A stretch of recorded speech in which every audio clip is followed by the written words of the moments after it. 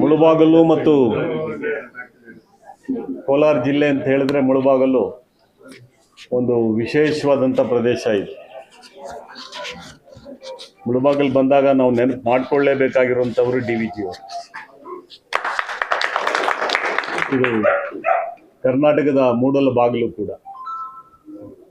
ಅದರ ಜೊತೆಗೆ ಎಂ.ಎ. ಕೃಷ್ಣಪ್ಪನವ್ರನ್ನ ನಾವು ಸದಾಕಾಲ ನೆನಪು ಮಾಡ್ಕೋಬೇಕಾಗುತ್ತೆ.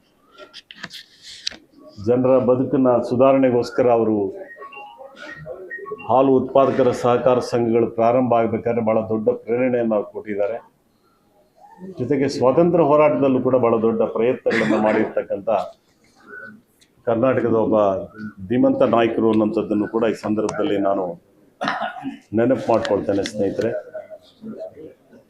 ಹಾಗೇನೆ ಅನೇಕ ಜನ ಹಿರಿಯರಿಲ್ಲೆಲ್ಲ ಶಾಸಕರಾಗಿ ಮುಳಬಾಗಲು ತಾಲೂಕಿನ ಅಭಿವೃದ್ಧಿಗೆ ಅವರದೇ ಆದಂಥ ರೀತಿಯಲ್ಲಿ ಪ್ರಯತ್ನಗಳನ್ನು ಮಾಡ್ಕೊಂಡು ಬಂದಿದ್ದಾರೆ. ಬೀರೇಗೌಡರು ಇರ್ಬೋದು, ಹಾಗೆಯೇ ಆರ್ ವೆಂಕಟರಾಮಯ್ಯನವರು ಇರ್ಬೋದು, ಇವರೆಲ್ಲರೂ ಕೂಡ ಶಾಸಕರಾಗಿದ್ದಂಥವ್ರು. ಎಂ.ಇ. ವೆಂಕಟಪ್ಪನವರು ನಮ್ಮ ಅಪರೂಪ ವಿಧಾನಸಭೆ ಮತ್ತು ವಿಧಾನ ಪರಿಷತ್ತಿಗೆ ಎರಡೂ ಕಡೆಗೂ ಕೂಡ ಅಧ್ಯಕ್ಷರಾಗಿದ್ದಂಥವ್ರು. ಹಾಗೆಯೇ ಹೊಸ ತಲೆಮಾರಿನಲ್ಲಿ ಮಂಜುನಾಥ್ ಅವರು MLA ಆಗಿದ್ದಾರೆ, ಅಂಬರೀಷ್ ಅವರು MLA ಆಗಿದ್ದಾರೆ, ಮತ್ತು ನಾಗೇಶ್ ಅವರು ಕೂಡ ಶಾಸಕರಾಗಿ ಅವರೆಲ್ಲರೂ ಕೂಡ ಈ ಭಾಗದಲ್ಲಿ ಶಾಸಕರಾಗಿ ಜನರ ಆಶೀರ್ವಾದವನ್ನು ಪಡ್ಕೊಂಡಿರುವಂಥವರು. ಈಗ JDS ಇಂದ ಸಮೃದ್ಧ ಮಂಜುನಾಥ್ ಅವರು ಕೂಡ ಶಾಸಕರಾಗಿದ್ದಾರೆ. ಕರ್ನಾಟಕ ಪ್ರದೇಶ ಕಾಂಗ್ರೆಸ್ ಸಮಿತಿ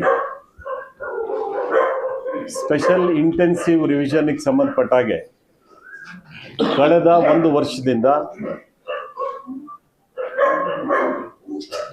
ಒಂದು ಬಹಳ ದೊಡ್ಡ ಪ್ರಯತ್ನಗಳನ್ನು ಇಡೀ ಕರ್ನಾಟಕದ ಉದ್ದಗಲಕ್ಕೂ ಕೂಡ ಎಲ್ಲ 224 ಕ್ಷೇತ್ರಗಳಲ್ಲೂ ಕೂಡ ನಮ್ಮದೇ ಆದಂತಹ ಹಕ್ಕು ಮತ್ತು ಜವಾಬ್ದಾರಿಗಳನ್ನು ಮಾಡ್ಕೊಂಡು ಬಂದಿದೆ. ರಾಜಕೀಯ ಪಕ್ಷಗಳಿಗೂ ಕೂಡ ಹಕ್ಕು ಮತ್ತು ಜವಾಬ್ದಾರಿ, ಪ್ರತಿ ವ್ಯಕ್ತಿಗೆ ಹೇಗೆ ಹಕ್ಕುಗಳಿರ್ತವೆ, ಜವಾಬ್ದಾರಿಗಳಿರ್ತವೆ, ಹಾಗೇನೆ ರಾಜಕೀಯ ಪಕ್ಷಗಳಿಗೂ ಕೂಡ ಹಕ್ಕು ಮತ್ತು ಜವಾಬ್ದಾರಿಗಳಿರುತ್ತವೆ. SIR 3ನೇ ಹಂತದಲ್ಲಿ ಎಲೆಕ್ಷನ್ ಕಮಿಷನ್ ಅವರು ಪ್ರಾರಂಭ ಮಾಡಿದ್ದಾರೆ. ಇದೇನು ಹೊಸ ವಿಷಯ ಏನು ಅಲ್ಲ. ಇದು ಒಂದು ಸಂವಿಧಾನಬದ್ಧವಾಗಿ ಮಾಡಲೇಬೇಕಾಗಿರುವಂಥ ಒಂದು ಜವಾಬ್ದಾರಿ. 15/11/1951ರಲ್ಲಿ 15/11/1951ರಲ್ಲಿ ದೇಶದಲ್ಲಿ ಮೊದಲ ಮತದಾರರ ಪಟ್ಟಿ ಪಂಡಿತ್ ಜವಾಹರ್ಲಾಲ್ ನೆಹರೂರವರು ಪ್ರಧಾನಮಂತ್ರಿಗಳಾಗಿದ್ದಂಥ ಕಾಲದಲ್ಲಿ ಮೊದಲು ಪ್ರಕಟ ಆಯಿತು ಈ ದೇಶದಲ್ಲಿ. ಇದಕ್ಕೆ ಹಿನ್ನೆಲೆ 1949 ನವೆಂಬರ್ 26ರಲ್ಲಿ ಡಾಕ್ಟರ್ ಅಂಬೇಡ್ಕರ್ ಅವರ ಅಧ್ಯಕ್ಷತೆಯಲ್ಲಿ ರಚನೆಯಾದಂಥ ಸಂವಿಧಾನವನ್ನು ದೇಶದಲ್ಲಿ ನಮಗೆ ನಾವೇ ಅರ್ಪಣೆಯನ್ನು ಮಾಡಿಕೊಂಡಂಥ ದಿನ ಇದು. ಹಾಗಾಗಿ ಪ್ರಜಾಪ್ರಭುತ್ವ ಮತ್ತು ಸಂಸದೀಯ ವ್ಯವಸ್ಥೆ ಜಾರಿಗೆ ಬಂತು. 1952ರ ಚುನಾವಣೆಗಳ ಮುಖಾಂತರ ಅದು ಅಸ್ತಿತ್ವಕ್ಕೆ ಬಂತು. ಸೊ ದೇಶದಲ್ಲಿ 10 ಸಾರಿ ಇಂಟೆನ್ಸಿವ್ ರಿವಿಷನ್ ವೋಟರ್ ರೋಲ್ ಪ್ರಯತ್ನಗಳಾಗಿದ್ದಾವೆ. ಹೊಸದಾಗಿ ಮೋದಿಯವರು ಬಂದು ಪ್ರಯತ್ನ ಮಾಡಿರುವಂಥದ್ದಲ್ಲ ಇದು. ದೇಶದಲ್ಲಿ 10 ಸಾರಿ ಇಂಟೆನ್ಸಿವ್ ರಿವಿಷನ್ ವೋಟರ್ ರೋಲ್ಗೆ ಸಂಬಂಧಪಟ್ಟಾಗಿ 10 ಸಾರಿ ಆಗಿದ್ದಾವೆ.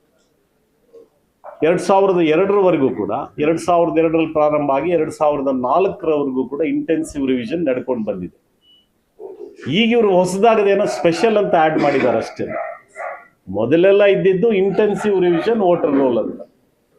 ಈಗ ಇವರು ಎಲೆಕ್ಷನ್ ಕಮಿಷನ್ ಅವರು NDA ಮಾರ್ಗದರ್ಶನದಲ್ಲಿ ಅದಕ್ಕೊಂದು ಸ್ಪೆಷಲ್ ಅಂತ ಆ್ಯಡ್ ಮಾಡಿದ್ದಾರೆ. ಎಲೆಕ್ಷನ್ ಕಮಿಷನ್ ಅವರು ಹೇಳಬೇಕು, ಇದು ಪ್ರತಿ 10 ವರ್ಷಕ್ಕೊಮ್ಮೆ ಮಾಡಲೇಬೇಕಾಗಿರುವಂಥ ಒಂದು ಪ್ರಕ್ರಿಯೆ. 2015-16ರಲ್ಲಿ ಮಾಡಬೇಕಾಗಿತ್ತು. ಯಾವುದು? ಇಂಟೆನ್ಸಿವ್ ರಿವಿಷನ್ ವೋಟರ್ ರೋಲ್ ಅನ್ನ ವಿಶೇಷ ಮತದಾರರ ಪರಿಷ್ಕರಣೆ ಏನಿತ್ತು ಅದನ್ನು 2015ರಲ್ಲಿ ಮಾಡಬೇಕಾಗಿತ್ತು. ಯಾಕೆ ಸೆಂಟ್ರಲ್ ಎಲೆಕ್ಷನ್ ಕಮಿಷನ್ ಅವರು ಮಾಡಲಿಲ್ಲ? ಹೇಳಬೇಕಲ್ಲ ಅವರು. ಕೇಂದ್ರ ಸರ್ಕಾರ ಯಾಕೆ ಮಾಡಲಿಲ್ಲ? ಮಾಡಬೇಕಾಗಿತ್ತು. ಇವತ್ತೇನೋ ಹೊಸದಾಗಿ ನಾವೇನೋ ಕಂಡುಹಿಡಿದು ಬಿಟ್ಟಿದ್ದೇವೆ ಅನ್ನೋ ರೀತಿಯಲ್ಲಿ ಅವರುಗಳು ಮಾತಾಡ್ತಾ ಇದ್ದಾರೆ. ಇಂಟೆನ್ಸಿವ್ ರಿವಿಷನ್ಗೆ ಸಂಬಂಧಪಟ್ಟಾಗೆ ಭಾರತೀಯ ರಾಷ್ಟ್ರೀಯ ಕಾಂಗ್ರೆಸ್ ಪಕ್ಷ ವಿರೋಧ ಇಲ್ಲ. ಅದರ ಪ್ರಶ್ನೆ ಏನು ಅಂತ ಹೇಳಿದ್ರೆ, ನಮ್ಮ ಇಲ್ಲಿ 3 ಉದ್ದೇಶಗಳಿದ್ದಾವೆ. ಒಂದು, ಯಾರೆಲ್ಲ ಅರ್ಹ ಮತದಾರರಿದ್ದಾರೆ ಆ ಅರ್ಹ ಮತದಾರರ ಪಟ್ಟಿನಲ್ಲಿ ಅವರು ಪ್ರಕಟ ಆಗಬೇಕು. ಎಲೆಕ್ಷನ್ ಕಮಿಷನ್ ಅನ್ನ ವೆಬ್ಸೈಟ್ ಅಲ್ಲೂ ಕೂಡ ಅದು ನೋಂದಾಯಿಸಬೇಕು. ಒಂದು ರಾಜಕೀಯ ಪಕ್ಷವಾಗಿ, ಹೌದಪ್ಪ, ರಾಜಕೀಯ ಪಕ್ಷ ಅಂತ ಚುನಾವಣೆಗಳ ನಡೆಸೋರು ಯಾರು? ರಾಜಕೀಯ ಪಕ್ಷ.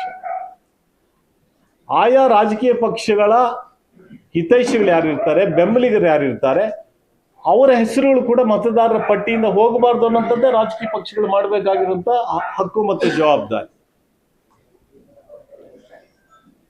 ಸೊ ಇದರ ಮುಖಾಂತರ ಏನು, ಪ್ರಜಾಪ್ರಭುತ್ವದ ಮತ್ತು ಸಂಸದೀಯ ವ್ಯವಸ್ಥೆಯನ್ನು ಬಲಪಡಿಸ್ತಕ್ಕಂಥ ಉದ್ದೇಶದ ಹಿನ್ನೆಲೆ ಇದೆ.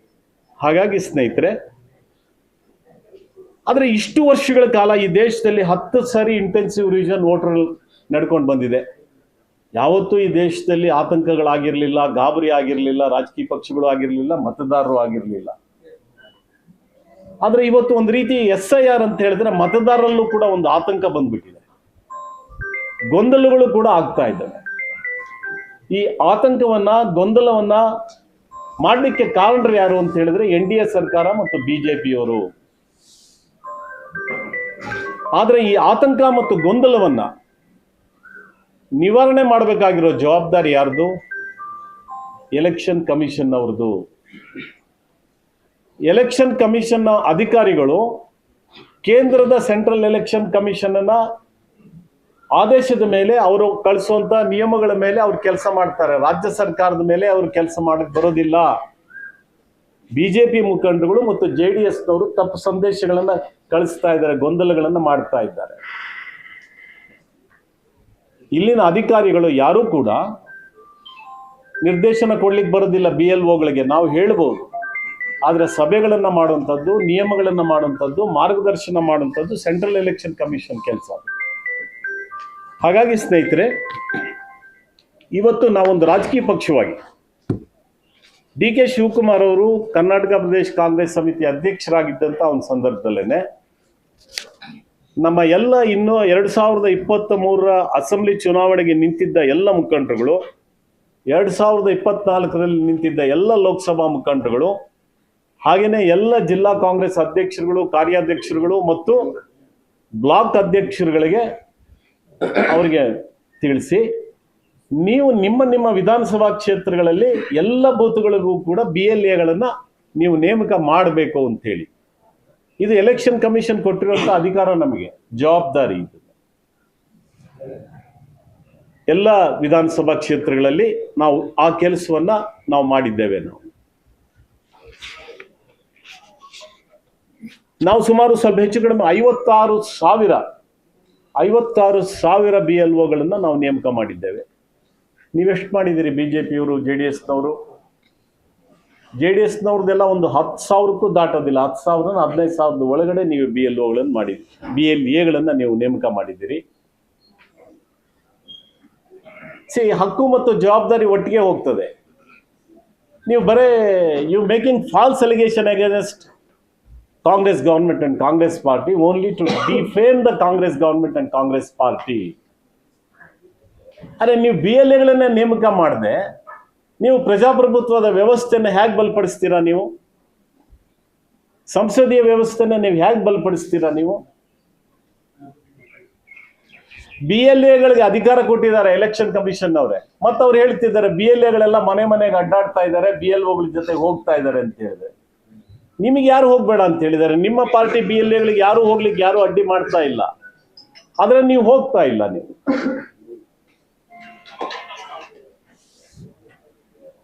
ಪ್ರತಿ ದಿವಸ 50 ಎನ್ಯುಮರೇಷನ್ ಫಾರ್ಮ್ಗಳನ್ನ BLAಗಳು ಕಲೆಕ್ಟ್ ಮಾಡ್ಕೊಳ್ಳೋಕೆ ಅವಕಾಶಗಳಿದ್ದಾವೆ.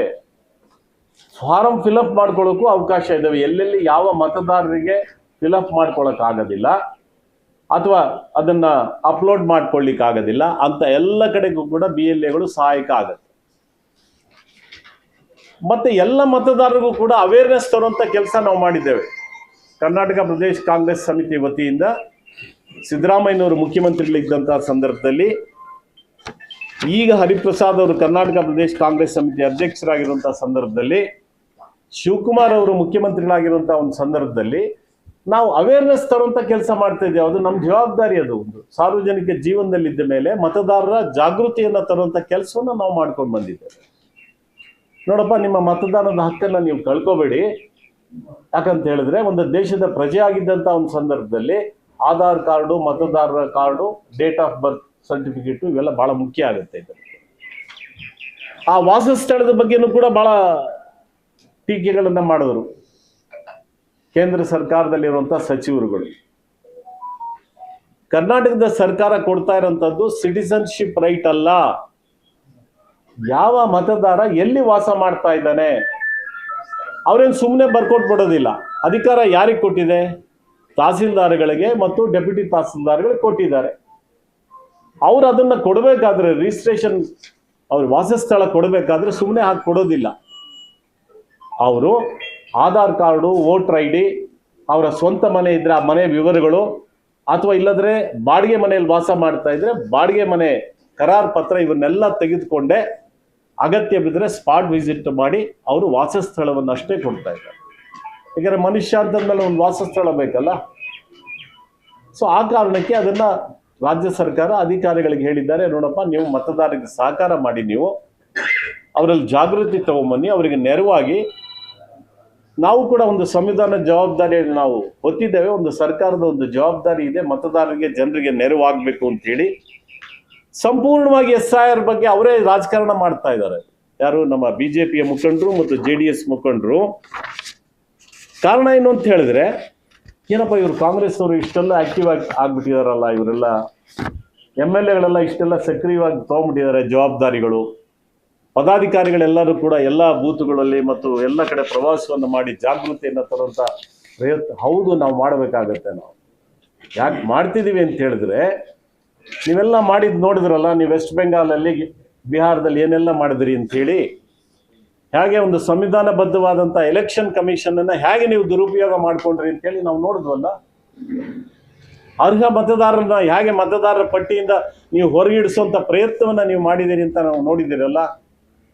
ಹೇಗೆ ಬಡವರಿದ್ದಾರೆ, ಶೋಷಿತರಿದ್ದಾರೆ, ಕಾರ್ಮಿಕರಿದ್ದಾರೆ, ಅಲೆಮಾರಿಗಳಿದ್ದಾರೆ, ಇವ್ರುಗಳನ್ನ ಮತದಾರರ ಪಟ್ಟಿಯಿಂದ ನೀವು ಹೊರಗಿಡುವಂತ ಪ್ರಯತ್ನವನ್ನ ನೀವು ಹೇಗೆ ನಡೆಸ್ಕೊಂಡು ಬಂದ್ರಿ ಅಂತ ನೀವು ನೋಡ್ತಿದ್ದೀರಲ್ಲ. ಆ ಆತಂಕ ನಮಗೂ ಇತ್ತು. ಇವ್ರು ಯಾರನ್ನೂ ಕೂಡ ಕಡೆಗಣಿಸಬಾರ್ದು. ಯಾರು ಬಡವರಿದ್ದಾರೆ, ಕಾರ್ಮಿಕರು ಯಾರಿದ್ದಾರೆ, ಅಲೆಮಾರಿಗಳು ಯಾರಿದ್ದಾರೆ, ಶೋಷಿತರು ಯಾರಿದ್ದಾರೆ, ಅಲ್ಪಸಂಖ್ಯಾತರಿದ್ದಾರೆ, ಯಾಕಂತಂದ್ರೆ ಇವರಲ್ಲಿ ಹೆಚ್ಚು ಬಡತನ ಇರುತ್ತೆ. ಹೆಚ್ಚು ಬಡತನ ಇರೋ ಕಾರಣಕ್ಕಾಗಿ ಇವರುಗಳನ್ನ ಅವರಿಗೆ ಸರಿಯಾದ ರೀತಿಯಲ್ಲಿ ನೆರವಾಗಬೇಕಾಗಿರುವಂಥದ್ದು, ಅವರಿಗೆ ಮಾರ್ಗದರ್ಶನವನ್ನು ಕೊಡಬೇಕಾಗಿರತಕ್ಕಂಥ ಒಂದು ಕೆಲಸವನ್ನು ಕೂಡ, ಆ ಕೆಲಸವನ್ನು ನಾವು ಕಾಂಗ್ರೆಸ್ ವತಿಯಿಂದ ನಮ್ಮ ಎಲ್ಲ ಹಂತದಲ್ಲೂ ಕೂಡ ಮಾಡ್ಕೊಂಡು ನಾವು ಬಂದಿದ್ದೇವೆ. ಈಗ ಮೊನ್ನೆ ಕೂಡ ನಾನು ಬಳ್ಳಾರಿಗೆ ಹೋಗಿದ್ದೆ, ಅದಕ್ಕೆ ಮೊದಲು ಮೈಸೂರಿಗೆ ಹೋಗಿದ್ವಿ, ಹುಬ್ಬಳ್ಳಿಗೆ ಹೋಗಿದ್ವಿ, ಮಂಗಳೂರಿಗೆ ಹೋಗಿದ್ವಿ. ಹೀಗೆ ರಾಜ್ಯದ ಬೇರೆ ಬೇರೆ ಜಿಲ್ಲೆಗಳಲ್ಲೂ ಕೂಡ, ಆಮೇಲೆ ಪ್ರತಿ ಬುಧವಾರನೂ ಕೂಡ ನಾವು ಸೆಂಟ್ರಲ್ ಎಲೆಕ್ಷನ್ ಕಮಿಷನ್ ಮುಂದೆ ಅಪಿಯರ್ ಆಗ್ತಾ ಇದೆ. ಎಲ್ಲಿ ಅವರೊಂದು ಸಭೆ ಕರೀಲಿಕ್ಕೆ ನಾವೇ ಹೇಳಿದ್ವಿ, ನೀವು ಪ್ರತಿ ವಾರನೂ ಕೂಡ ರಾಜಕೀಯ ಪಕ್ಷಗಳ ಸಭೆಯನ್ನ ನೀವು ಕರಿಬೇಕು ಅಂತ ಹೇಳಿ. ಅದಕ್ಕೋಸ್ಕರ ಅವ್ರು ಬುಧವಾರದ ಹೊತ್ತು 12 ಗಂಟೆಗೆ ಸಮಯ ಕರೆದಿದ್ದಾರೆ. ನಾವು ಅಲ್ಲಿಗೆ ಹೋದಂತ ಒಂದು ಸಂದರ್ಭದಲ್ಲಿ ಅಲ್ಲೇ ಬೆಂಗಳೂರಿನಲ್ಲೇ ಕೂತ್ಕೊಂಡು ಮಾಹಿತಿಗಳನ್ನ ಎಲ್ಲೋ ನಮ್ಮ ಮುಖಂಡಗಳಿಂದ ಕಲೆಕ್ಟ್ ಮಾಡಿ ಹೇಳುವಂಥದ್ದು ಬೇಡ ಅಂತ ಹೇಳಿ ನಾವು ನಮ್ಮ ಎಲ್ಲ ಜಿಲ್ಲೆಗಳಿಗೂ ಕೂಡ ವೀಕ್ಷಕರನ್ನು ನಾವು ಅಪಾಯಿಂಟ್ ಮಾಡಿದ್ದೇವೆ. ಯಾರೆಲ್ಲ ಲೋಕಸಭೆಗೆ ನಿಂತಿದ್ರು, ಹಾಗೆಯೇ ಯಾರೆಲ್ಲ ವಿಧಾನ ಪರಿಷತ್ತಿನ ಸದಸ್ಯರಿದ್ದಾರೆ, ಯಾರೆಲ್ಲ ಹಿರಿಯ ಮುಖಂಡರುಗಳಿದ್ದಾರೆ, ಅವರೆಲ್ಲ ಎಲ್ಲ ಜಿಲ್ಲೆಗಳಲ್ಲೂ ಕೂಡ ವೀಕ್ಷಕರನ್ನಾಗಿ ನಾವು ನೇಮಕ ಮಾಡಿದ್ದೇವೆ. ಅದರ ಜೊತೆಗೆ ನಾನು ಕೂಡ ಈ ಒಂದು SIR ಜವಾಬ್ದಾರಿಯನ್ನು ತಗೊಂಡ ಮೇಲೆ ಬೇರೆ ಬೇರೆ ಜಿಲ್ಲೆಗಳಲ್ಲಿ ಹೋಗಿ ಅಲ್ಲೇ ಫೀಲ್ಡ್ ವಿಸಿಟ್ ಮಾಡಿ, ಮತದಾರರನ್ನು ಭೇಟಿ ಮಾಡಿ, ನಮ್ಮ ಮುಖಂಡಗಳನ್ನು ಭೇಟಿ ಮಾಡಿ, ಅಲ್ಲಿ ಆಗ್ತಾ ಇರ್ತಕ್ಕಂಥ ಅನಾನುಕೂಲಗಳು ಮತ್ತೆ ಆಗಬೇಕಾಗಿರ್ತಕ್ಕಂಥ ಪ್ರಯತ್ನಗಳ ಬಗ್ಗೆನೂ ಕೂಡ ನಾವು ಸಭೆಯಲ್ಲಿ ಹೇಳಲಿಕ್ಕೆ ಅನುಕೂಲ ಆಗುತ್ತೆ ಅನ್ನೋ ಕಾರಣಕ್ಕಾಗಿ ಈ ಪ್ರವಾಸದ ಕಾರ್ಯಕ್ರಮಗಳನ್ನು ನಾವು ಕೈಗೊಂಡಿದ್ದೇವೆ. ಜೊತೆಗೆ ಚೀಫ್ ಎಲೆಕ್ಷನ್ ಆಫೀಸರ್ಗೂ ಹೇಳಿದ್ದೇವೆ, ನಮ್ಮ ಕಮಿಷನರ್ಗೂ ಹೇಳಿದ್ದೇವೆ, ನೀವು ಬರೀ ಬೆಂಗಳೂರಿನಲ್ಲೇ ಕೂತ್ಕೊಂಡು ನೀವೆಲ್ಲಾನು ಹೇಳಕ್ ಹೋಗ್ಬಿಡಿ, ನೀವು ಬೇರೆ ಬೇರೆ ಜಿಲ್ಲೆಗಳಲ್ಲಿ ನೀವು ಪ್ರವಾಸ ಮಾಡಿ, ಅಲ್ಲಿನ ಜಿಲ್ಲೆಯ ಚುನಾವಣಾ ಅಧಿಕಾರಿಗಳು ಯಾರಿದ್ದಾರೆ ಮತ್ತೆ ಕೆಲವು ಬೂತ್ಗಳಿಗೂ ನೀವು ಹೋಗಿ. ಯಾಕೆಂದ್ರೆ ವೋಟರ್ ಇದಾರಲ್ಲ, ಅವನಿಗೆ ಇಸ್ ದ ಮಾಸ್ಟರ್. ಅವನು ಅಂತಿಮವಾಗಿ ಪ್ರಜಾಪ್ರಭುತ್ವದ ಮಾಲೀಕ ಯಾರಪ್ಪ ಅಂತ ಹೇಳಿದ್ರೆ ಮತದಾರ. ಅವರು ಯಾರಿಗೆ ಯಾವ ರೀತಿಯಾಗಿ ಯಾರು ಬಲವಂತ ಮಾಡಿ ನಾವು ಬರ್ಸ್ಕೊಳಕ್ಕಾಗೋದಿಲ್ಲ. ನಮ್ಮ BLAಗಳು ಯಾರು ಕೂಡ ಬಲವಂತ ಮಾಡಿ ಹೀಗೆ ಬರಿಬೇಕು ಅಂತೇಳಿ ಬರ್ಸ್ಕೊಳ್ಳಿಕ್ಕೆ ಯಾವುದೇ ರಾಜಕೀಯ ಪಕ್ಷದ BLA ಮಾಡ್ಲಿಕ್ಕೆ ಬರೋದಿಲ್ಲ. BLOನು ಕೂಡ ತನ್ನ ಮನಸ್ಸಿಗೆ ಬಂದಾಗ ಮಾಡ್ಕೊಂಡು ಹೋಗ್ಲಿಕ್ಕೆ ಆಗೋದಿಲ್ಲ. ಆದರೆ ಒಂದನ್ನ ನಾವು ಇದು ಎಲೆಕ್ಷನ್ ಕಮಿಷನ್ ಅವ್ರಿಗೆ ಹೇಳಿದ್ದೇವೆ, BLOಗಳಿಗೆ ಇನ್ನೂ ಸ್ವಲ್ಪ ಹೆಚ್ಚಿನ ತರಬೇತಿ ಅಗತ್ಯ ಇದೆ ಅಲ್ವಾ ಅಧ್ಯಕ್ಷರು? ಬಹಳ ಕಡೆ ನಾವು ಗಮನ ಹರಿಸಿದಾಗ ನಾನು ಬೇರೆ ಬೇರೆ ಜಿಲ್ಲೆಗಳಿಗೆ ಹೋದಂತ ಒಂದು ಸಂದರ್ಭದಲ್ಲೂ ಕೂಡ ಅವರಿಗೆ ಮತ್ತಷ್ಟು ತರಬೇತಿಯ ಅಗತ್ಯ ಇನ್ನೂ ಕೂಡ ಇದೆ. ಇದನ್ನ ಎಲೆಕ್ಷನ್ ಕಮಿಷನ್ ಅವರು ಕೂಡಲೇ ಗಮನ ಹರಿಸಬೇಕಾಗತ್ತೆ. ಇನ್ನು ಕೇವಲ 14 ದಿವಸಗಳು ಮಾತ್ರ ಇದೆ. ಈಗ ಮುಳುಬಾಗಿಲಿಗೆ ನಾವು ಬಂದ್ವಿ. ಇವತ್ತು ಕುರುಡುಮಲೆಯಲ್ಲಿ 2 ಬೂತ್ಗಳನ್ನ 58-50 ಬೂತ್ಗಳಲ್ಲಿ ನಾವು ಹೋದ್ವಿ. ಅಲ್ಲಿ ಕುರುಡುಮಲೆ ಗ್ರಾಮ ಪಂಚಾಯತಿಗೂ ನಾವಲ್ಲಿ ಹೋಗಿದ್ವಿ. ಅಲ್ಲಿ ಎಲ್ಲರದ್ದು ಫೋನ್ ನಂಬರ್ಗಳು ಹಾಕಿದ್ದಾರೆ, BLOಗಳದ್ದೇ ಫೋನ್ ನಂಬರ್ ಇಲ್ಲ. ಅಲ್ಲಿ ಬಹಳ ಮುಖ್ಯವಾಗಿ ಬೇಕಾಗಿರುವಂತದ್ದು ಫಸ್ಟು ಮತದಾರನಿಗಾಗ್ಲಿ BLAಗಳಾಗ್ಲಿ ಫಸ್ಟ್ ಕಾಂಟ್ಯಾಕ್ಟ್ ಮಾಡ್ಬೇಕಾಗಿರೋದು ಯಾರಪ್ಪ ಅಂತ ಹೇಳಿದ್ರೆ BLO. ಆ BLO ಕೂಡ ಏನು ಸಹಕಾರ ಮಾಡಲಿಲ್ಲ, ಅನಾನುಕೂಲ ಮಾಡ್ತಾ ಇದ್ದಾರೆ, ರಾಜಕಾರಣ ಮಾಡ್ತಿದ್ದಾರೆ ಅಂತ ಏನಾದ್ರೂ ಕಂಡು ಬಂದ್ರೆ ಕೂಡಲೇ ಸೂಪರ್ವೈಸರ್ಗೆ ಹೇಳಕ್ಕೆ ಅವಕಾಶಗಳಿರುತ್ತೆ. ಆಮೇಲೆ ಡಿಸ್ಟ್ರಿಕ್ಟ್ ಎಲೆಕ್ಷನ್ ಆಫೀಸರ್ ಗಮನಕ್ಕೆ ತರಲಿಕ್ಕೆ ಅವಕಾಶಗಳಿರುತ್ತೆ. ಅದಕ್ಕೆ ಕೂಡಲೇ ಹೇಳಿದ್ದೇವೆ, ನೀವು ಅಲ್ಲಿ BLO ನಂಬರ್ಗಳನ್ನು ಹಾಕಬೇಕು ಅಂತ.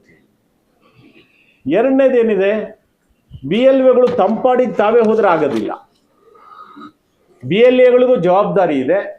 ನಾಳೆ ಅವರು ಯಾವ ಏರಿಯಾಗೆ ಹೋಗ್ತಾರೆ, ಯಾವ ವಾರ್ಡ್ಗೆ ಹೋಗ್ತಾರೆ, ಯಾವ ಬೀದಿಗೆ ಹೋಗ್ತಾರೆ ಅಂತ ಹೇಳಿ ಎಲ್ಲ ರಾಜಕೀಯ ಪಕ್ಷಗಳ BLAಗಳಿಗೂ ಕೂಡ ಅವರು ಮಾಹಿತಿಯನ್ನು ಕೊಡಬೇಕಾಗುತ್ತೆ. ಅಲ್ಲಿ ಸ್ವಲ್ಪ ಕೊರತೆ ಕಂಡು ಬರ್ತಾ ಇದೆ. ಅದರಿಂದ ಹಿಂದಿನ ದಿವಸನೇ BLOಗಳಿಗೆ ಹೇಳ್ಬೇಕು, ನಾಳೆ ನಾನು ಈ ಬೀದಿನಲ್ಲಿ ಈ ವಾರ್ಡಲ್ಲಿ ಇರ್ತೇನೆ. ಅವ್ರು ಹೇಳಿದ್ರೆ ಏನಾಗುತ್ತೆ, ಅವ್ರಿಗೂ ಕೂಡ BLOಗಳಿಗೂ ಕೆಲಸದ ಹೊರೆ ಇದೆ. ಒಂದ್ ಕಡೆ ಅವ್ರು ಬರ್ಕೊಳ್ಬೇಕು, ಒಂದ್ ಕಡೆ ಆಪ್ ಲೋಡ್ ಮಾಡ್ಕೋಬೇಕು, ಅಪ್ಲೋಡ್ ಮಾಡಬೇಕು, ಡೌನ್ಲೋಡ್ ಮಾಡ್ಕೊಳ್ಬೇಕು. ಇದೆಲ್ಲ ಜವಾಬ್ದಾರಿಗಳು ಕೂಡ ಅವ್ರಿಗೆ ಇದ್ದಾವೆ. ಕೆಲವು ಸರಿ ಅವರ ಮೊಬೈಲ್ಗಳು ಕೂಡ ಸರಿಯಾದ ರೀತಿಯಲ್ಲಿ ವರ್ಕ್ ಆಗೋದಿಲ್ಲ, ಮತ್ತೊಂದು ಈ ಥರದ್ದೆಲ್ಲ ಕೂಡ ಟೆಕ್ನಿಕಲ್ ಡಿಫಿಕಲ್ಟೀಸ್ ಇದಾವೆ. ಮತ್ತೆ ಕೆಲವು ಕಡೆ ಈಗ ಇನ್ನು ಒಂದೇ ತಿಂಗಳಿದು 29ರಲ್ಲಿ ಇದನ್ನು ಮುಕ್ತಾಯ ಮಾಡಬೇಕಾಗತ್ತೆ. ಆಮೇಲೆ ಆಗಸ್ಟ್ 5ಕ್ಕೆ ಡ್ರಾಫ್ಟ್ ವೋಟರ್ ರೋಲ್ ಅನ್ನು ಅವ್ರು ಪಬ್ಲಿಷ್ ಮಾಡ್ತಾರೆ. ಡ್ರಾಫ್ಟ್ ವೋಟರ್ ರೋಲ್ ಇದು ಬಹಳ ಮುಖ್ಯ. ಇಲ್ಲಿ ಇನ್ನೊಂದು 2-3 ಸಮಸ್ಯೆಗಳೇನು ಅಂತಂದ್ರೆ, ಒಂದು ಕೆಲವು ಕಡೆ 2002ರ ಮತದಾರರ ಪಟ್ಟಿ ಗೂಗಲ್ ಅಲ್ಲಿ ಬರ್ತಾ ಇದೆ ಅಲ್ವಾ? ಕೆಲವು ಕಡೆ 2002ರ ಮತದಾರರ ಪಟ್ಟಿನೇ ಬರ್ತಾ ಇದೆ, ಕೆಲವು ಕಡೆ ಆಗ್ತಾ ಇಲ್ಲ. ಅದು ಕಡ್ಡಾಯ ಅಲ್ಲ ಅನ್ನೋಂಥದ್ದು ಬೇರೆ ಪ್ರಶ್ನೆ. ಆದ್ರೆ ಎಲೆಕ್ಷನ್ ಕಮಿಷನ್ ಅವರು ಅದನ್ನ ನಮೂದನೆ ಮಾಡಬೇಕು ಅಂತ ಅವರೇ ಹೇಳಿರೋ ಕಾರಣಕ್ಕಾಗಿ ಇದಕ್ಕೆ ಅವರೇ ಪರಿಹಾರವನ್ನ ಕೊಡಬೇಕು. ಕಾರಣ ಏನು ಅಂತ ಹೇಳಿದ್ರೆ, ಇವತ್ತಿನ ವೋಟರ್ ಲಿಸ್ಟ್ ಪಟ್ಟಿನೇ ನಾವು ಇಟ್ಕೊಳ್ಳೋದು ಕಷ್ಟ ಇದೆ, ಹೌದೇ ಇಲ್ಲ? ಬಡವರು ಯಾರೋ ಅನುಕೂಲಸ್ಥರು ಇಟ್ಕೋಬಹುದು, ವಿದ್ಯಾವಂತರು ಅನುಕೂಲಸ್ಥರು ಅದನ್ನ ಕ್ಲೀನ್ ಆಗಿ ಒಂದು ಇದನ್ನ ಮಾಡಿ. ಅನೇಕ ಗುಡಿಸ್ಲಲ್ಲಿ ವಾಸ ಮಾಡುವಂಥವ್ರು, ಅಲೆಮಾರಿಗಳು, ಶೋಷಿತರು, ಬಡವರು ಇವರೆಲ್ಲ ಕೂಡ ಆ 2002ರ ಮತದಾರ ವಿವರಗಳನ್ನ ಎಲ್ಲಿ ಇಟ್ಕೊಳ್ಳೋಕೆ ಸಾಧ್ಯ ಆಗುತ್ತೆ? ಹಾಗಾಗಿ ಅವರನ್ನ ವಿವರಗಳನ್ನ ಕೇಳೋದ್ರ ಬದಲಾಗಿ ಎಲೆಕ್ಷನ್ ಕಮಿಷನ್ ಅವರೇ ಅದಕ್ಕೆ ಯಾವ ವಾರ್ಡ್ಗೆ ಅವ್ರು ಹೋಗ್ತಾರೆ, ಯಾವ ಬೀದಿಗೆ ಹೋಗ್ತಾರೆ ಅದನ್ನ ಅವರೇ ಮೊದಲೇ ಸಿದ್ಧತೆಗಳನ್ನ ಮಾಡ್ಕೊಂಡು ಹೋದ್ರೆ ಅವರ ಸಮಯನೂ ಕೂಡ ಉಳಿತಾಯ ಆಗತ್ತೆ, ಮತದಾರರ ಹಿತವನ್ನು ಕೂಡ ಅವ್ರು ಕಾಪಾಡ್ದಂಗೆ ಆಗತ್ತೆ. ಆ ಕೆಲಸವನ್ನು ಕೂಡ ಮಾಡಬೇಕು ಅನ್ನೋಂಥ ಮಾತನ್ನ ನಾವು ಹೇಳಿದ್ದೇವೆ. ಮತ್ತೊಂದು ಬಹಳ ಮುಖ್ಯವಾದಂತಹ ಸಮಸ್ಯೆ ಶಿಫ್ಟಿಂಗ್ ವೋಟ್. ವಿಶೇಷವಾಗಿ ಇವಾಗ ಹೆಣ್ಮಕ್ಳು ಮದುವೆ ಆಗ್ತಾರೆ, ಮೊದಲು ಅವ್ರ ತಂದೆ ತಾಯಿ ಮನೆಯಲ್ಲಿ ಅವರು ವೋಟರ್ ಆಗಿರ್ತಾರೆ, ಮತ್ತೆ ಈಗ ಬಂದ ಮೇಲೆ ಅವರ ಅತ್ತೆ ಮಾವನ ಮನೆಯಲ್ಲಿ ಅವರು ಮತದಾರ ಆಗಬೇಕಾಗತ್ತೆ. ಇಲ್ಲಿ ಕೂಡ ಸರಿಯಾದಂಥ ರೀತಿಯಲ್ಲಿ ಪ್ರಕ್ರಿಯೆ ಆಗ್ತಾ ಇಲ್ಲ ಇಲ್ಲಿ. ಯಾಕಂದ್ರೆ 2002ರ ವಿವರಗಳು ಬೇಕಾಗತ್ತೆ, ಮತ್ತೊಂದು ಬೇಕಾಗತ್ತೆ. ಹಾಗಾಗಿ ಇದ್ರ ಬಗ್ಗೆನೂ ಕೂಡ ಗಮನ ಹರಿಸ್ಬೇಕು ಅಂತ ಹೇಳಿದ್ದೇವೆ. ಮತ್ತೆ ಇನ್ನೊಂದು, ಈ ಕಾರ್ಮಿಕರು ಇರ್ತಾರೆ, ಒಂದ್ ಕಡೆಯಿಂದ ಇನ್ನೊಂದ್ ಕಡೆಗೆ ಹೋಗಿರ್ತಾರೆ, ಪಾಪ ದುಡಿಯೋ ಜನ ಅವರು ಬದುಕಬೇಕಲ್ಲ, ಒಂದ್ ಕಡೆಯಿಂದ ಇನ್ನೊಂದ್ ಕಡೆಗೆ ಹೋಗಿರ್ತಾರೆ. ಅಲೆಮಾರಿಗಳು ಒಂದ್ ಕಡೆಯಿಂದ ಇನ್ನೊಂದ್ ಕಡೆಗೆ ಹೋಗಿರ್ತಾರೆ. ಅಲ್ಪಸಂಖ್ಯಾತರು ಎಲ್ಲೋ ಬದುಕಕ್ಕೆ ಇನ್ನೊಂದ್ ಕಡೆ ಹೋಗಿ ವ್ಯವಹಾರ ಮಾಡಕ್ ಹೋಗಿರ್ತಾರೆ. ಸೊ ಅಲ್ಲಿ ಅವರು ಮತದಾನದ ಅಲ್ಲಿ ಕೂಡ ಕೆಲವು ಸಮಸ್ಯೆಗಳಿದ್ದಾವೆ. ಸೊ ಹಾಗಾಗಿ ಇದ್ರ ಬಗ್ಗೆನೂ ಕೂಡ ಎಲೆಕ್ಷನ್ ಕಮಿಷನ್ ಅವರು ಗಮನ ಹರಿಸಬೇಕು. ಆ ವರ್ಗದ ಜನರಿಗೆ ಯಾವುದೇ ರೀತಿಯಾಗಿ ಅನಾನುಕೂಲ ಆಗಬಾರ್ದು ಅನ್ನುವಂಥ ಮಾತನ್ನು ಕೂಡ ನಾವು ಎಲೆಕ್ಷನ್ ಕಮಿಷನ್ ಅವ್ರಿಗೆ ನಾವು ಹೇಳಿದ್ದೇವೆ. ಮತ್ತೆ ನಮ್ಮ ಮುಳುಬಾಗಿಲಿನ ಅಂಬೇಡ್ಕರ್ ನಗರಕ್ಕೆ ಬಂದ್ವಿ ನಾವು. ಅದಕ್ಕೆ ಮುಂಚೆ ನಾವು ಇನ್ನೊಂದು ವಾರ್ಡ್ಗೆ ಹೋದ್ವಿ, ಜನರಲ್ ವಾರ್ಡ್ಗೆ ಹೋದ್ವಿ. ಅಲ್ಲಿ ಎಲ್ಲಾ ಸಮುದಾಯದವರು ಇದ್ದಾರೆ. ನಮ್ಮ ಎಲ್ಲಿ BLA ಅವರು ನಮ್ಮ ಯಂಗ್ಸ್ಟರ್ ಅವರು ಇದ್ರಲ್ಲ, ಲೋಕೇಶ್ ಅವರು ಮತ್ತೆ ಇವರು ತುಂಬಾ ಒಳ್ಳೆ ಕೆಲಸ ಮಾಡಿದ್ದಾರೆ. ಆ ಇಡೀ ನಮ್ಮ KPCC ಪರವಾಗಿ ನಾನು ಅವರಿಗೆ ಅಭಿನಂದನೆಗಳನ್ನ ನಾನು ಸಲ್ಲಿಸ್ತೇನೆ. ಅವರಿಗೆ ಬೆಂಬಲವಾಗಿ ಆದಿನಾರಾಯಣ್ ಅವರು ಕೂಡ ಮಾರ್ಗದರ್ಶನ ಮಾಡಿದ್ದಾರೆ, ಮಂಜುನಾಥ್ ಅವರು ಕೂಡ ಮಾರ್ಗದರ್ಶನವನ್ನ ಮಾಡಿದ್ದಾರೆ. ನಮ್ಮ ಕಾರ್ಯಾಧ್ಯಕ್ಷರುಗಳು ಕೂಡ ನಾನು ನಮ್ಮ ಕೋಲಾರ ಜಿಲ್ಲೆಯ ಎಲ್ಲ ಶಾಸಕರನ್ನ ಮತ್ತು 2023 ಚುನಾವಣೆಯಲ್ಲಿ ನಿಂತಿದ್ದಂಥ ಎಲ್ಲ ಅಭ್ಯರ್ಥಿಗಳನ್ನು ಕೂಡ ನಾನು ಅಭಿನಂದನೆಯನ್ನು ಮಾಡ್ತೇನೆ. ಎಲ್ಲ ವಿಧಾನಸಭಾ ಕ್ಷೇತ್ರಗಳಲ್ಲೂ ಕೂಡ BLAಗಳನ್ನು ಅಪಾಯಿಂಟ್ ಮಾಡಿದ್ದಾರೆ. ಎಲ್ಲ ವಿಧಾನಸಭಾ ಕ್ಷೇತ್ರಗಳಲ್ಲಿ ಎಲ್ಲ ಬೂತ್ಗಳಿಗೂ ಕೂಡ ಅವರೆಲ್ಲರೂ ಕೂಡ ಆಸಕ್ತಿಯನ್ನು ತೆಗೆದುಕೊಂಡು BLAಗಳನ್ನು ಅಪಾಯಿಂಟ್ ಮಾಡಿದ್ದಾರೆ. ಅವತ್ತು ಇವರೆಲ್ಲ ಕೂಡ ಸಕ್ರಿಯವಾಗಿದ್ದಾರೆ. ಅವರೆಲ್ಲರೂ ಕೂಡ ಬ್ಲಾಕ್ ಪ್ರೆಸಿಡೆಂಟ್ಸ್ಗೆ BLAಗಳಿಗೆ ಈಗ ಮಾಲೂರಿನಲ್ಲೂ ಕೂಡ ಒಂದು ಟ್ರೈನಿಂಗ್ ಕ್ಯಾಂಪ್ ಆಯಿತು, ಕೋಲಾರದಲ್ಲೂ ಒಂದು ಟ್ರೈನಿಂಗ್ ಕ್ಯಾಂಪ್ ಆಯಿತು. ಅಲ್ಲಿ ಕೂಡ ನಾವೆಲ್ಲ ಕೂಡ ಅಟೆಂಡ್ ಮಾಡಿದ್ವಿ. ನಾವು ಮುಳಬಾಗಲಲ್ಲೂ ಕೂಡ ಮಾಡಿದ್ದಾರೆ.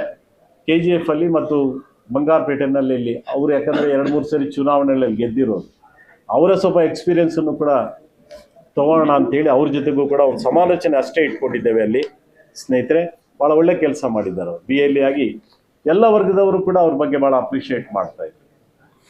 ಆಮೇಲೆ ಮತ್ತೊಂದು ಬಹಳ ಮುಖ್ಯವಾಗಿ ಅಂಬೇಡ್ಕರ್ ನಗರ ಇದೆ ಮುಳಬಾಗಲ್ ನಗರದಲ್ಲಿ. ಎಲ್ಲ ಶೋಷಿತ ಸಮುದಾಯಗಳವರು ಹೆಚ್ಚು ವಾಸ ಮಾಡುವಂಥವ್ರು, ಅಲ್ಲಿ ಸಾಕಷ್ಟು ಬಡವರು ಇದ್ದಾರೆ ಅನ್ನುವಂಥ ಸ್ಥಿತಿಗತಿಗಳನ್ನು ಅಲ್ಲಿ ನೋಡಿದಾಗ್ಲೇ ಗೊತ್ತಾಗತ್ತೆ. ಅಲ್ಲಿ ಏನಾಗಿದೆ ಅಂತ ಹೇಳಿದ್ರೆ, ಇನ್ನು ಉಳಿದಿರೋದೇ ನಮಗೆ DC ಅವರು ಮಾರ್ಗದರ್ಶನ. ಅವರು ನಮ್ಮ ಕಾರ್ಯಾಧ್ಯಕ್ಷರು ಇಲ್ಲೇ ಇದ್ದಾರೆ. ಅವ್ರು ಏನು ಹೇಳಿದ್ದಾರೆ, ನಮಗೆ 2,24,684 ಇ ಫಾರಮ್ಸ್ ಏನಿದೆ, ಎನ್ಯುಮರೇಷನ್ ಫಾರ್ಮ್ಗಳನ್ನು ನಾವು ಹಂಚಿದ್ದೇವೆ, ಮನೆಗೆ ಹೋಗಿದೆ ಅಂತೇಳಿ ಅವ್ರು ತಿಳಿಸಿದ್ದಾರೆ. ಇಲ್ಲಿ ಜಿಲ್ಲೆನಲ್ಲಿ ನಮ್ಮ ಕಾರ್ಯಾಧ್ಯಕ್ಷರಿಗೆ ಅವರು ಹೇಳಿದ್ದಾರೆ. ಪ್ರತಿಯೊಂದು ಪೊಲಿಟಿಕಲ್ ಪಾರ್ಟಿಗೂ ಕೂಡ ಅವ್ರು ಅಪ್ಲೋಡ್ ಮಾಡಬೇಕಾಗುತ್ತೆ, ಅಂದರೆ ಫಾರ್ವರ್ಡ್ ಮಾಡ್ತಾರೆ. 6 ಗಂಟೆಗೆ ಪ್ರತಿಯೊಂದು ರಾಜಕೀಯ ಪಕ್ಷಗಳಿಗೂ ಕೂಡ ಇಡೀ ರಾಜ್ಯದ ಎಲ್ಲ ವಿಧಾನಸಭಾ ಕ್ಷೇತ್ರಗಳ ಮಾಹಿತಿಗಳು ಕೂಡ ಕಳಿಸ್ಕೊಡ್ತಾರೆ. ಆದರೆ ವಿತರಣೆ ಆಗಿರೋದು ಎಷ್ಟಪ್ಪ ಅಂತ ಹೇಳಿದ್ರೆ, ಕಂಪ್ಲೀಟ್ ಆಗಿದೆ 2,24,684, 2,24,084 ಕಂಪ್ಲೀಟ್ ಆಗಿದೆ. ಬಟ್ ಒಂದೇ ಒಂದು ಬೂತ್ ಅಲ್ಲಿ ನಾವು ವಿಚಾರಿಸಿದಾಗ, ನಾನು ಹೇಳ್ಬೋದಣ್ಣ ಹೇಳಿ, ಒಂದು ಬೂತ್ ಅಲ್ಲಿ ವಿಚಾರಿಸಿದಾಗ ಅಂಬೇಡ್ಕರ್ ಬೂತ್ ನಂಬರ್ ಎಷ್ಟನ್ನದು 109 ಬೂತ್ ನಂಬರ್ 1,397 ಓಟ್ ಇದೆ. ಅದರಲ್ಲಿ ಅಪ್ಲೋಡ್ ಆಗಿರೋದು 923 ಓಟು. ಅಪ್ಲೋಡ್ ಆಗಿರೋದಲ್ಲ, ಎನ್ಯುಮರೇಷನ್ ಫಾರ್ಮ್ ಮನೆ ಕೊಟ್ಟಿರೋದು, ಮನೆ ತಲುಪಿಸಿರೋಂಥದ್ದು. ಇವ್ರು ಮನೆ ಕೊಟ್ಟಿರೋದು ತಾಲೂಕಲ್ಲಿ 2,24,684 ಕಂಪ್ಲೀಟ್ ಮಾಡಿದೀವಿ. ಒಂದು ಎನ್ಯುಮರೇಷನ್ ಬ್ಯಾಲೆನ್ಸ್ ಉಳಿಸ್ಕೊಂಡಿದ್ದಲ್ಲ ಅಂತ ಅಫಿಷಿಯಲ್ ಆಗಿ ರೆಕಾರ್ಡ್ ಕೊಟ್ಟಿದ್ದಾರೆ. ಒಂದೇ ಒಂದು ಬೂತಲ್ಲಿ 400 ಚಿಲ್ಲರೆ ಓಟಿಗೆ ಮನೆಗೆ ಎನ್ಯುಮರೇಷನ್ ಫಾರ್ಮೇ ಕೊಟ್ಟಿಲ್ಲ. ಒಂದು ಬೂತಲ್ಲೇ 400 ಕೊಟ್ಟಿಲ್ಲ ಅಂದ್ರೆ ಇನ್ನೆಲ್ಲ ಬೂತಲ್ಲೂ ನಾವು ಎನ್ಕ್ವೈರಿ ಮಾಡಿದಾಗ ಎಷ್ಟೆಷ್ಟು ಸಿಗ್ಬೋದು. ಜನರಲ್ ಆಗಿ ಇನ್ನೊಬ್ರು ಯಾರೋ ಬಂದು ನಿಮ್ಮ ಬೂತಲ್ಲಿ ಎಷ್ಟಿದೆ, ಇನ್ನು ಎಷ್ಟು ಕೊಡಬೇಕು ಅಂದ್ರೆ ನಮ್ಮ ಬೂತಲ್ಲಿ ಇನ್ನೂ 60 ಕೊಡಬೇಕು ಅಂತ ಜನರಲ್ ಆಗಿ ಎನ್ಕ್ವೈರಿ ಮಾಡಿದಾಗ ಒಂದು ಬೂತಲ್ಲಿ 400 ಇತ್ತು, 50, 100 ಆ ಥರ ಬ್ಯಾಲೆನ್ಸ್ ಉಳಿಸ್ಕೊಂಡು ಇವರು ಎಲೆಕ್ಷನ್ ಆಫೀಸರು ಯಾಕೆ ನಮ್ಗೆ ಈ ಥರ ಮಾಹಿತಿ ಎಲ್ಲ ಕೊಟ್ಟಿದ್ದೀವಿ, ನಾವೆಲ್ಲ ಕರೆಕ್ಟಾಗಿ ಮಾಡ್ತಾ ಇದ್ದೀವಿ ಅಂತ ನಮ್ಗೆ ಯಾಕೆ ತಪ್ಪು ಮಾಹಿತಿ ಕೊಟ್ಟಿದ್ದಾರೆ ನಮ್ಗೆ ಅನುಮಾನ ಬರ್ತಿದೆ. ಇದಕ್ಕೆ ಅವರು ನಮ್ಗೆ ಉತ್ತರ ಕೊಡಬೇಕು ದಯವಿಟ್ಟು. We are here not to make any allegations. ಸರಿಪಡಿಸ್ಕೊಳ್ಬೇಕು ಅನ್ನೋ ಕಾರಣಕ್ಕೆ ಅವರಿಗೆ ಜವಾಬ್ದಾರಿ ಇದೆ. ಯಾಕಂದ್ರೆ ಮತದಾರರಲ್ಲಿ ಇವಾಗಲೇ ಆತಂಕ ಇದೆ, ಗೊಂದಲಗಳಿದ್ದಾವೆ. ಮತ್ತಷ್ಟು ಆತಂಕ ಗೊಂದಲಗಳು ಆಗಬಾರ್ದು ಅನ್ನೋ ಕಾರಣಕ್ಕೆ ನಮ್ಮ ಕಾರ್ಯಾಧ್ಯಕ್ಷರುಗಳು ನಾವೆಲ್ಲ ಸ್ಪಾಟ್ ವಿಸಿಟ್ ಮಾಡಿ ಬಂದಿರುವಂಥದ್ದು. ಯಾವುದೇ ಸ್ಥಿತಿಗಳನ್ನು ನಾವೇನು ಹೇಳ್ತಿದ್ದೇವೆ, ಇದ್ಯಾವುದು ನಮ್ಮ ಅಭಿಪ್ರಾಯಗಳಲ್ಲ. ಅಲ್ಲಿ ಮತದಾರರು ಅಲ್ಲಿರುವಂಥ ಸ್ಥಿತಿಗತಿಗಳನ್ನು ಅಷ್ಟೇ ನಾವು ನಿಮ್ಮ ಮುಖಾಂತರ ಎಲೆಕ್ಷನ್ ಕಮಿಷನ್ ಗಮನ ಸೆಳೆಯುವಂಥ ಪ್ರಯತ್ನವನ್ನು ಮಾಡ್ತಾ ಇದ್ದೀವಿ. ಉದ್ದೇಶ ಏನು ಅಂತ ಹೇಳಿದ್ರೆ, ಯಾವುದೇ ಒಬ್ಬ ಎಲಿಜಿಬಲ್ ವೋಟರ್, ಅರ್ಹ ಮತದಾರರಿಗೆ ಅನ್ಯಾಯ ಆಗಬಾರ್ದು. ಅದು ಬಹಳ ಮುಖ್ಯ. ಈಗ ನಾವೇನು ಹೇಳ್ತೇವೆ, ಜುಡಿಷಿಯರಿನಲ್ಲಿ ಒಬ್ಬ ನಿರಪರಾಧಿಗೆ ಅನ್ಯಾಯ ಆಗಬಾರ್ದು ಅಂತ, ಅವನಿಗೆ ಶಿಕ್ಷೆ ಆಗಬಾರ್ದು ಅಂತ ಹೇಗೆ ಹೇಳ್ತೀವೋ, ಹಾಗೇನೆ ಇಲ್ಲಿ ಒಬ್ಬ ಅರ್ಹ ಮತದಾರ ಯಾವುದೇ ಕಾರಣಕ್ಕೂ ಕೂಡ ಮತದಾರರ ಪಟ್ಟಿಯಿಂದ ಹೊರಗಡೆ ಉಳ್ಕೋಬಾರ್ದು ಅಂತ. ಅವರ ರಾಜಕೀಯ ಉದ್ದೇಶಗಳು ಬೇರೆ ಇದ್ದಾವೆ, ಬಿಜೆಪಿಯವರ ರಾಜಕೀಯ ಉದ್ದೇಶಗಳು ಬೇರೆ ಇದ್ದಾವೆ.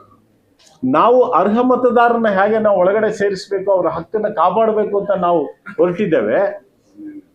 ಅವ್ರು ಹೇಗೆ ಅರ್ಹ ಮತದಾರನ ಹೇಗೆ ತಪ್ಪಿಸಬೇಕು ಅನ್ನೋ ಲೆಕ್ಕಾಚಾರದಲ್ಲಿ ಅವ್ರು ತೊಡಗಿದ್ದಾರೆ ಅಲ್ವಾ ಶಾಸಕರೇ? ಅವ್ರ ಆಲೋಚನೆಗಳು ಹಾಗಿದ್ದಾವೆ.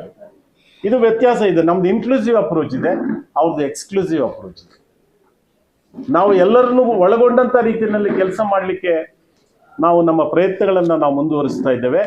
ಅವರು ಯಾರು ಅರ್ಹರಾಗಿದ್ದಾರೆ ಆ ಅರ್ಹರಾಗಿರುವಂಥವ್ರ ಮತದಾನದ ಹಕ್ಕನ್ನು ಕೂಡ ಹೇಗೆ ತಪ್ಪಿಸಬಹುದು ಅನ್ನೋ ರಾಜಕೀಯದ ಲೆಕ್ಕಾಚಾರದಲ್ಲಿ ಅವರು ತೊಡಗಿಸಿಕೊಂಡು ಪ್ರತಿ ದಿವಸ ಕೂಡ only to divert the attention ತೇಜೋವಧೆ ಮಾಡ್ತಕ್ಕಂಥ ಕಾರಣಕ್ಕಾಗಿ ಇವತ್ತು ಅಲ್ಲಿನ ಮುಖಂಡಗಳು ಆ ಕೆಲಸದಲ್ಲಿದ್ದಾರೆ. ಹಾಗಾಗಿ ಇದನ್ನೆಲ್ಲ ಕೂಡ ಸ್ಟೇಟ್ ಎಲೆಕ್ಷನ್ ಕಮಿಷನ್ ಅವರು ಗಮನ ಹರಿಸಬೇಕು ಯಾಕಂದ್ರೆ ಇನ್ನು 14 ದಿವಸಗಳಿದ್ದಾವೆ. ಆಮೇಲೆ ಅಬ್ಜೆಕ್ಷನ್ಸ್ ಅನ್ನು ಹಾಕೊಳ್ಳಿಕ್ಕೆ ಮತ್ತೊಂದು ಅದೆಲ್ಲ ಅವಕಾಶಗಳಿದ್ದಾವೆ, ಇಲ್ಲ ಅಂತಲ್ಲ.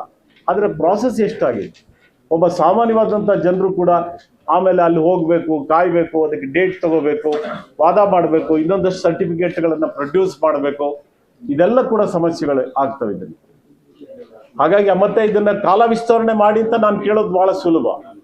ಆದ್ರೆ ಈಗಲೇನಾಗುತ್ತೆ, ಇದೆಲ್ಲ ರೆವಿನ್ಯೂ ಡಿಪಾರ್ಟ್ಮೆಂಟ್ ಅವರು ತೊಡಗಿಸ್ಕೊಂಡಿದ್ದಾರೆ, ಟೀಚರ್ಸ್ ತೊಡಗಿಸ್ಕೊಂಡಿದ್ದಾರೆ. ಟೀಚರ್ಸ್ ಇದೇ ಕೆಲಸ ಮಾಡ್ಕೊಂಡಿದ್ರೆ ಹುಡುಗರಿಗೆ ಪಾಠ ಹೋಗುತ್ತೆ. ರೆವಿನ್ಯೂ ಡಿಪಾರ್ಟ್ಮೆಂಟ್ ಅವ್ರು ಇಲ್ಲೇ ಇದ್ರೆ ಈಗಾಗಲೇ ರೆವಿನ್ಯೂ ಡಿಪಾರ್ಟ್ಮೆಂಟ್ ಅವ್ರ ಕೆಲಸಗಳು ಸ್ಥಗಿತ ಆಗುತ್ತೆ. ಇದಕ್ಕೆ ಮೊದಲು ಈಗ ಸೆಂಟ್ರಲ್ ಎಲೆಕ್ಷನ್ ಕಮಿಷನ್ ಅವರು 21ರಲ್ಲಿ ಮಾಡಬೇಕಾದಂಥ ಸೆನ್ಸಸ್ ಅನ್ನ ಇವಾಗ ಮಾಡ್ಲಿಕ್ಕೆ ಹೊರಟಿದ್ದಾರೆ. ಅದು ಯಾವ ಸ್ಥಿತಿನಲ್ಲಿದೆ, ಅದ್ರ ಸ್ಥಿತಿಗತಿಗಳೇನು ಅಂತೇಳಿ ಇವತ್ತವರೆಗೂ ನಮ್ಗೆ ಯಾರಿಗೂ ಮಾಹಿತಿ ಇಲ್ಲವೇ ಇಲ್ಲ. ಅದಿನ್ನೂ ಕಂಪ್ಲೀಟ್ ಆಗಬೇಕಾಗಿದೆ. ಇದನ್ನು ಜಸ್ಟ್ ಏನೋ ಪ್ರಾಸೆಸ್ ಪ್ರಾರಂಭ ಆಗಿದೆ ಅಷ್ಟೇನೆ. ಅದನ್ನ ಯಾವಾಗ ಮುಗಿಸ್ತಾರೆ? 21ರಲ್ಲಿ ಮಾಡಬೇಕಾದಂಥ ಸೆನ್ಸಸ್ ಅನ್ನು 26 ಆದ್ರೂ ಕೂಡ ಅವ್ರು ಗಮನ ಹರಿಸ್ತಿಲ್ಲ ಅವರು. ಹಾಗಾಗಿ ಸ್ನೇಹಿತರೆ, ಇದನ್ನ ಎಲೆಕ್ಷನ್ ಕಮಿಷನ್ ಅವರು ಇದನ್ನ ಅವರೇ ಅರ್ಥ ಮಾಡ್ಕೋಬೇಕಾಗುತ್ತೆ. ಇರೋ ಕಾಲಾವಧಿನಲ್ಲಿ ಇದನ್ನ ಇನ್ನೂ ಮತ್ತಷ್ಟು ಎಲ್ಲಿ ಲೋಪದೋಷಗಳಾಗಿದ್ದಾವೆ, ಈ ತರದ ಸಮಸ್ಯೆಗಳು ರಾಜ್ಯಾದ್ಯಂತ ಬರುತ್ತೆ, ಅವರಿಗೆ ಕೂಡಲೇ ಗಮನ ಹರಿಸ್ಬೇಕಾಗತ್ತೆ. ಅದನ್ನ ಸರಿಪಡಿಸಿ ಸರಿಯಾದಂಥ ರೀತಿಯಲ್ಲಿ ಮತದಾರರ ಪಟ್ಟಿಯನ್ನು ಪ್ರಕಟ ಮಾಡಬೇಕು ಅಂತ ನಾವು ಹೇಳಬೇಕಾಗತ್ತೆ. ಇಲ್ಲದೆ ಹೋದ್ರೆ ನೀವು NDA ಸರ್ಕಾರ, BJP ಸರ್ಕಾರ, ಕೇಂದ್ರ ಸರ್ಕಾರ ಎಲೆಕ್ಷನ್ ಕಮಿಷನ್ ಅನ್ನು ದುರುಪಯೋಗ ಮಾಡಿಕೊಂಡು ಕರ್ನಾಟಕದಲ್ಲೂ ಕೂಡ ಅವಾಂತರಗಳನ್ನು ಸೃಷ್ಟಿ ಮಾಡಲಿಕ್ಕೆ ಕಾರಣಕರ್ತರಾಗ್ತಾರೆ ಅನ್ನೋಂಥ ಮಾತನ್ನ ನಾವು ಹೇಳಬೇಕಾಗುತ್ತೆ. ಅದಕ್ಕೆ ಅವಕಾಶ ಕೊಡಬಾರ್ದು ಅಂತ ಹೇಳೋದಾದ್ರೆ ಇಲ್ಲಿ ಏನು ಕಂಡು ಬಂದಿರುವಂಥ ಅನಾನುಕೂಲಗಳೇನಾಗಿ ಆಗ್ತಾ ಇದ್ದಾವೆ ಅದನ್ನ ಸರಿಪಡಿಸೋಕ್ಕೆ ಅವರು ಮುಂದಾಗಬೇಕು. ಸರಿಪಡಿಸೋ ಕೆಲಸವನ್ನ ಮಾಡಬೇಕು ಅಂತೇಳಿ ನಾವು ಒತ್ತಾಯವನ್ನ ಅವರಿಗೆ ನಾವು ಮಾಡ್ತೇವೆ. ಕಾರಣ ಏನು ಅಂತ ಹೇಳಿದ್ರೆ, ಇದು ನಮ್ಮ ಸಂವಿಧಾನದ ಜವಾಬ್ದಾರಿ. ಪ್ರಜಾಪ್ರಭುತ್ವ ಮತ್ತು ಸಂಸದೀಯ ವ್ಯವಸ್ಥೆಯನ್ನು ಬಲಪಡಿಸಲಿಕ್ಕೆ ಮಾಡಲೇಬೇಕಾಗಿರುವಂಥ ಒಂದು ಜವಾಬ್ದಾರಿ. ಮತದಾರರ ಪರವಾಗಿ ನಾವು ಈ ಕೆಲಸವನ್ನು ನಾವು ಮಾಡಲಿಕ್ಕೆ ನಾವು ಹೊರಟಿದ್ದೇವೆ. ಅದಕ್ಕೆ ಮಾಧ್ಯಮ ಸ್ನೇಹಿತರು ಕೂಡ ತಾವು ಕೂಡ ಸಹಕಾರ ಮಾಡಬೇಕು. ಇನ್ನೊಂದಷ್ಟು ಜಾಗೃತಿ ತಾವು ಮಾಡ್ತಾ ಇದ್ದೀರಾ. SIR ಬಗ್ಗೆ ಸಾಕಷ್ಟು ಪ್ರಚಾರಗಳನ್ನು ತಾವು ಕೂಡ ಮಾಡ್ತಾ ಇದ್ದೀರಾ. ಇನ್ನೂ ಹೆಚ್ಚಿನ ರೀತಿಯಲ್ಲಿ ನೀವು ಪ್ರಚಾರವನ್ನು ಮಾಡ್ತಾ ಇರೋದ್ರ ಜೊತೆಗೆ ಎಲೆಕ್ಷನ್ ಕಮಿಷನ್ ಇಂದ ಆಗ್ತಾ ಇರ್ತಕ್ಕಂಥ ಅವಾಂತರಗಳೇನಿದ್ದಾವೆ ಅಥವಾ ಅವರು ಸರಿಪಡಿಸಬೇಕಾಗಿರುವಂಥ ಜವಾಬ್ದಾರಿಗಳೇನಿದ್ದಾವೆ ಅದನ್ನು ಕೂಡ ತಾವು ಹೇಳಬೇಕಾಗುತ್ತೆ. ರಾಜಕೀಯ ಪಕ್ಷಗಳನ್ನು ಕೂಡ ತಾವು ಎಚ್ಚರಿಸಬೇಕಾಗುತ್ತೆ. ನಮ್ಮನ್ನು ತಾವು ಎಚ್ಚರಿಸಬಾರ್ದು ಅಂತ ನಾವು ಹೇಳ್ತಾ ಇಲ್ಲ. ರಾಜಕೀಯ ಪಕ್ಷಗಳನ್ನು ಕೂಡ ಯಾಕಂತ ಹೇಳಿದ್ರೆ ನೀವು ಜನರ ಧ್ವನಿಯಾಗಿ, ಮತದಾರರ ಧ್ವನಿಯಾಗಿನೇ ನೀವು ಕೆಲಸ ಮಾಡುವಂಥದ್ದು. ನಿಮ್ಮ ಎಲ್ಲ ಪ್ರಶ್ನೆಗಳು ಕೂಡ ಜನರ ಪರವಾಗೇ ಇರುತ್ತೆ, ಮತದಾರರ ಪರವಾಗೇ ಇರುತ್ತೆ ಅಂತ ನಾವು ತಿಳ್ಕೊಳ್ತೇವೆ. ಹಾಗಾಗಿ ಆ ಕೆಲಸವನ್ನು ಕೂಡ ಜಾಗೃತಿಯನ್ನು ಮಾಡುವಂಥದ್ರಲ್ಲಿ ಈ ಒಂದು ಇಂಟೆನ್ಸಿವ್ ರಿವಿಷನ್ ಸರಿಯಾದ ರೀತಿಯಲ್ಲಿ ಆಗುವಂಥ ಸರಿಯಾದಂಥ ರೀತಿಯಲ್ಲಿ ಎಲ್ಲ ಅರ್ಹ ಮತದಾರರ ಪಟ್ಟಿನಲ್ಲಿ ಬರುವಂಥ ರೀತಿಯಲ್ಲಿ ನೀವು ಸಹಕರಿಸಬೇಕು.